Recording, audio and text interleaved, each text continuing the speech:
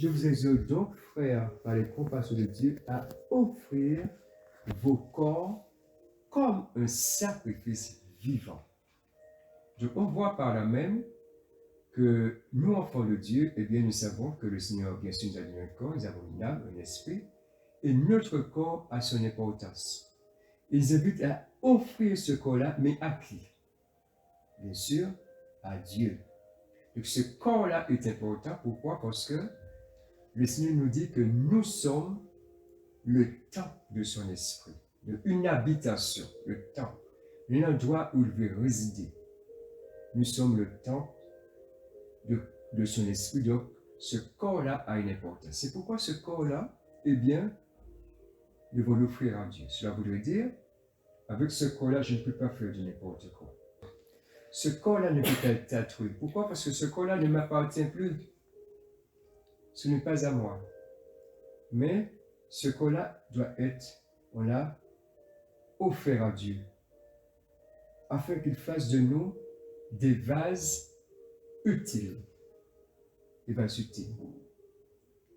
Ne vous conformez pas au siècle présent. Le siècle présent, c'est ce qu'on trouve, hein, les tatouages, on trouve plein encore d'autres choses, mais de ne pas nous conformer. Conformer, c'est faire comme, semblable à. Mais soyez transformés par le renouvellement de l'intelligence. Nous devons effectivement, par la parole, que cela va nous servir à nous instruire, à nous guider, à voir. Cette parole va nous servir de repère dans un monde troublé. On peut le dire aujourd'hui, le monde est troublé. Le monde est troublé, on peut le voir même demain, le monde, même la France, est troublé parce que se dit, et les gens sentent en eux-mêmes, il y a quelque chose qui arrive. Quoi. Et la configuration du demain, dans les années antérieures, ce n'a pas été comme ça. Mais on voit effectivement une amorce vers des choses dont ils ne maîtrisent pas, mais qu'ils savent quand même venir. Et nous, chrétiens, par la grâce de Dieu, nous avons un baromètre beaucoup plus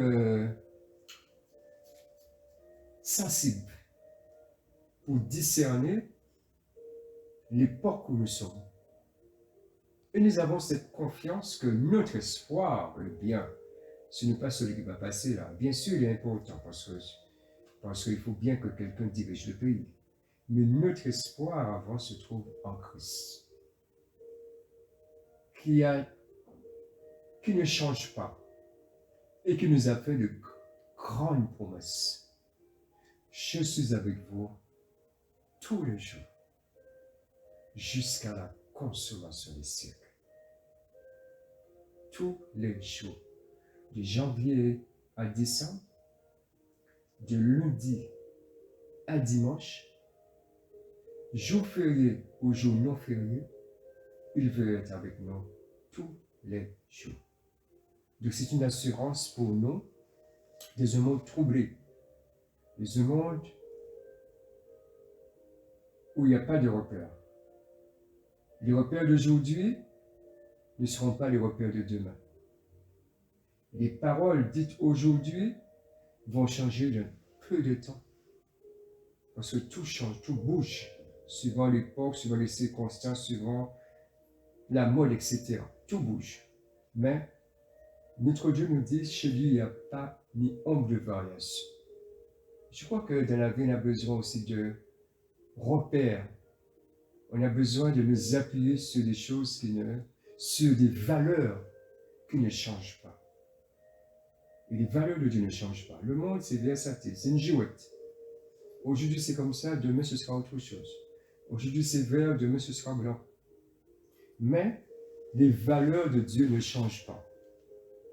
Et l'apôtre dit, par la grâce qui m'a été donnée, je dis à chacun de vous de n'avoir pas de lui-même une trop haute opinion, mais de revêtir des sentiments modestes, selon la mesure de foi que Dieu a départie à chacun. Une manière de dire, de ressembler à notre maître, notre Seigneur et maître, qui est doux et humble le cœur. C'est ça que notre Seigneur fait. Et doux et humble le cœur. Et il nous a dit de prendre sur nous son joug. Et doux et humble le cœur. Car comme nous avons plusieurs membres d'un seul corps et que tous les membres n'ont pas la même fonction, ainsi, nous qui sommes plusieurs, nous formons un seul corps en Christ. Et nous sommes tous membres les uns des autres. Amen. Nous sommes tous membres les uns des autres, parce que le Seigneur, à travers le monde, il a une grande famille. Une très grande famille. Nous ne sommes pas seuls.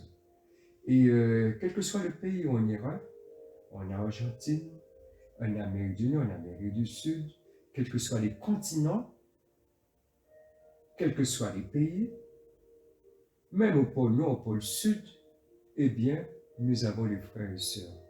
Une grande famille que Dieu nous a introduit. Une grande famille où le Seigneur prend soin de cette famille.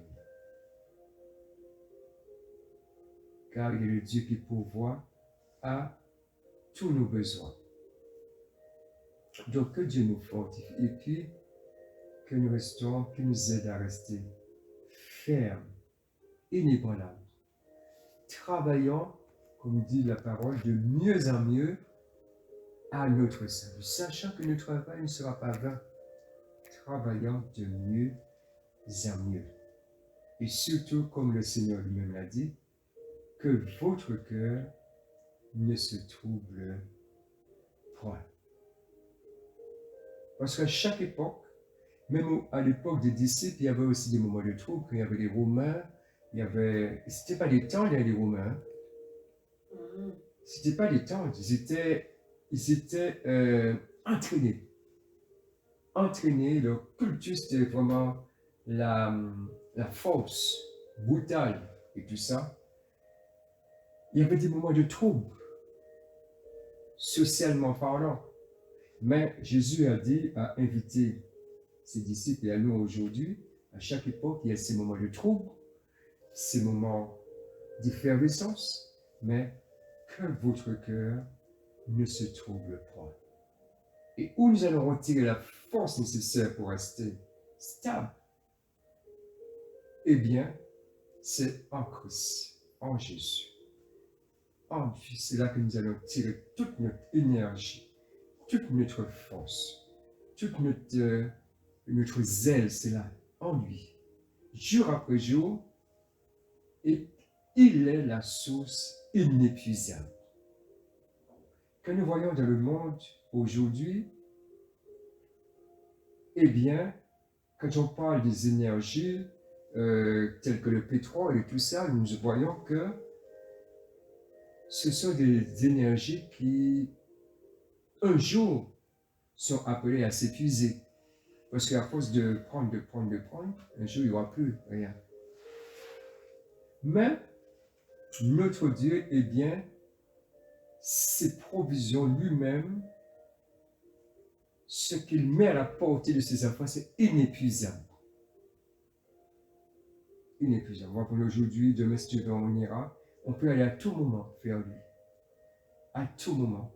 À tout moment. Et c'est lui-même qui nous rassure, qui nous console, parce qu'il nous a donné aussi son esprit, dont il dit qu'il est le consolateur.